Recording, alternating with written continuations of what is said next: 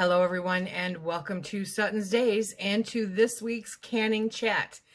Get yourself a beverage of your choice, some coffee, some tea, something cold.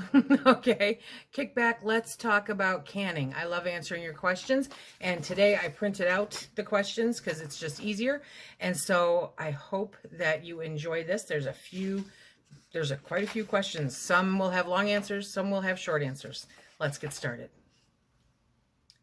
Tina Pyron asks, here's my question. I canned peach pie filling last summer.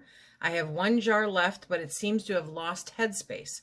Also, the peaches have settled to the bottom of the jar with the clear gel on top. Have you seen this before? I haven't, but I'm not a big pie filling canner. So the best that I can say is that it's just settled and separated, and that if you mix it all up, it should be good. But definitely, if any of you experienced pie filling people have run into this before, drop a comment in the comment section below. Let's help Trina out, okay? Next one is from Kathleen Elliott. Canning outside, is it safe? Absolutely. A lot of people create outdoor kitchens, to be able to do it outside because summer's so hot inside. And it's a great way to do it. What you want to watch out for, okay, is what you're canning on. You want to make sure that your canner has the right stove underneath it to handle the heat. So if it's like a Presto, you want to make sure it's under 12,000 BTUs, okay? You also want to make sure there's not a lot of wind because that will impact the flame and how it heats up the canner and keeps the pressure. And then when you go to pull everything out, you want to make sure that it's, a safe area where it can sit for a time until it is good to bring in the house and move the jars. If you move the jars too soon after canning, pretty much a given that those lids are going to fail, okay? So you really want to do what you can to make sure that you're setting them someplace out, when you take them out of the canner so that they can be left there safely until the next morning or 12 hours later, if you're doing it early in the morning. Okay, so those are my only cautions with regards to canning outside. Otherwise, do it. Yeah, absolutely. D&S 333 True Love Forever says, Lisa, I'm having an issue with my 23-quart Presto. I've noticed when I put my lid on, the air vent cover lock goes slightly crooked. When I'm waiting for a steady stream of steam, the vent is blowing steam like crazy, but the lock vent seems like it's stuck. I can take a toothpick and raise it, but I know it's not supposed to do that. When the process is done, it comes off of pressure just fine, so I can't figure out what happened. The lock goes up and down easily when it's off the canner. Nothing seems to be warped or bent. It just seems to be hanging on the canner locking bracket when I first put the lid on. Any suggestions or ideas of what's going on? And without actually seeing it, I don't know. So you want to make sure, you say it goes up and down easily. So I'm assuming that the bottom nut is still there. Make sure that that's on the way that it's supposed to be. Maybe it's not, set just right. But I do have times where that doesn't pop up easily for me. And I don't know why, honestly. Sometimes I'll grab a toothpick or a butter knife or something and go, hey, there's a little nudge, and then it'll go and it'll go up. So sometimes it just gets stuck. So it could have a buildup in there that's preventing it from going up easily. So you might want to unscrew it completely, clean it out real good, and then screw it back in, the way that it should be. Try doing that and see if that helps. Other than that, I think it's just something that happens, so you might have to assist it sometimes. I hope that helps. Okay, Martha Adams says, it's interesting how one can do this for quite a while and still find out new things. That's awesome. She says, do you use the same timing for half pints as you do for pints? And what about 4-ounce jars? So 4-ounce jars and half pints, if your pressure canning, is the same time as for pints. That's just the rule of thumb. So if you're pressure canning, say, chicken in a 4-ounce jar, do it for the time of pints. That's the way that they've figured it out. That's the safest way to do it. I hope that helps.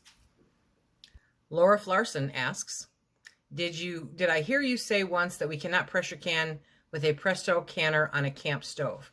I don't think I specified camp stove. I specified that it has to be under 12,000 BTUs because anything over that will warp a Presto pressure canner. So you want to know what the BTUs are on that stove.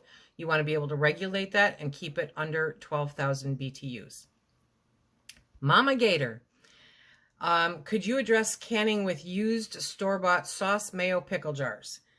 She has a lot of people that don't understand why she won't use those for canning, especially pressure canning, even though there's an extreme shortage. She would a last resort water bath with them if needed. So the factor here is that they are a completely different kind of glass, okay? They're not designed to hold up to that pressure and the heat in a pressure canner. I honestly don't know about a water bath because most of them are too big to water bath a whole lot in. But they're made differently. They're different kinds of glass. It's the same reason that you should not put canning jars in a microwave or an oven, is because they're not the right kind of glass. There are different kinds of glass and they're created for different purposes. And, you know, there are people who are going to say, oh, boo hiss, whatever, you know, I'm going to do it because I've always done it, blah, blah. That's fine. If you're willing to take the risk, that's your thing. Okay. But as a rule, especially for somebody learning, definitely don't do it. I mean, why take the risk? You are risking dollars to save a few cents. Okay. And I know there's a shortage right now, but there's not a shortage on jars. There's a shortage on lids. Jars are pretty much everywhere right now. It's lids that are the issue. So, you know, get the jars, get the right jars. You wouldn't try to change a tire on your SUV with a pair of needle nose pliers, would you? You know, you have to have the right tools for the right job. So that's the same thing with canning. Use the right tools for the right job. Different kinds of glass. That's it. C. Pierce says she found 2 jars of kraut that the seals failed on. Because I stored them without the rings, I caught it. Hubby thinks I should leave the rings on because that's the way they did it in the olden days. And the lids would not have unsealed. Need your advice since I'm the one canning this food, I would rather know a seal failed. Checked rims and lids, cannot see why they failed. Any suggestions? I have no idea why they failed. There could be any number of reasons, okay? As for suggestions, don't store them with the rings on. Seriously, and you gave the perfect example of why I never store them with the rings on, because it could fail whether the ring is on there or not, and you don't know it. Any tiny little bit of air that gets in there compromises it and makes it no good for us to use. So to me, it's better safe than sorry. The rings are not extra insurance. It's a storage place, seriously. As far as back in the olden days, they had zinc lids, you know, so it was a completely different lid makeup. Not the same as the rings and bands. I don't know how far back he's going, but I don't think it's a wise idea. There are some people that do it, just like always, but I think that I'm a better safe than sorry kind of person as far as my pantry goes. I would rather be better safe than sorry. And so for me, I'm storing with them off so that I know if they have failed. That's the way we do it here. So I hope this helps. Beth Christ says, I just canned 6 quarts of bone-in chicken. I waited the 5 minutes after the lock went down before removing the weight, and then another 5 minutes after removing that. Then I loosened the lid and removed and waited another 5 minutes. Then I lifted one of the jars. It hissed and bubbled like I don't know what it was. It has never happened before. It's sealed, and I have left it out for about 4 days and keep checking the seal, and it's still good.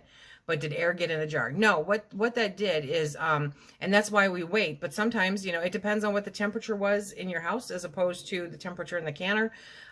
It's basically like a siphoning, okay? But if it's sealed, you're good. It was pushing out the air, and you definitely should be good if it's sealed. It happens. It's something that we try to keep from happening because it does cause siphoning, but you're good to go. I hope that helped. Valerie Gerard asks, does pressure canning make things safer? I want to do a barbecue sauce that has no thickeners and pressure can it. Oh, if it has no thickeners and pressure can it, does it make it safe? How about mustards? Pressure canning does not make it safer. It doesn't make it safer. So there's just different methods based on what goes into the jars. Okay, so the barbecue sauce or the mustard typically will have a higher acidic content to them. They're perfectly safe for water bath canning. You want to make sure that you're using an approved recipe or that you have, the ingredients that you can base it off of. Because water bath canning with those is perfect. If you were to pressure can it, it could actually make the product unusable, okay? Because it's going in at a hotter temperature for a longer time, and it will cook it. And that's not always a good thing, especially when you're looking at barbecue sauce, So stick with water bath canning if that's what you're supposed to do with it. Pressure canning doesn't mean it's safer. It just means that it was a non-acidic food, and that's the only way to preserve it. I hope that this helps. Ooh, I love a challenge. I love a challenge. Okay, so Nan Russell says, adding to the canning squash question that came up last week, right? The USDA canning guide has instructions for canning tomatoes with okra or zucchini. Have you tried zucchini with tomatoes? I was wondering how mushy the squash gets. Okay, I had to go look this up because it's not something that we would eat here, right? So I had to find out how they were doing it. You have to pressure can it, number one, okay? And so automatically, because you are hot packing it, so pints are 30 minutes and quarts are 35 minutes. To answer your question, yes, it's mushy. It absolutely is. You are going to get mushy stuff. I don't know what this makes, so if you do know what this combination is used for, please drop it in the comment section below. I'd love to hear. But to answer your question, mush. Okay, those are our questions for this week. There's one that I have that was given this week that I'm going to pop onto next week's video from Flowers Surveying. So be sure to check next week for the answer to your question. It's a little more in-depth and I'm running short on time. Okay, everybody, I hope that you enjoyed this week's canning chat. I hope I answered some questions. If you have any questions regarding canning, be sure to drop them in the comment section below. I would love to help answer your questions. Remember, if you like what we do here, please hit that like, subscribe, and share. Check us out on Instagram and Facebook.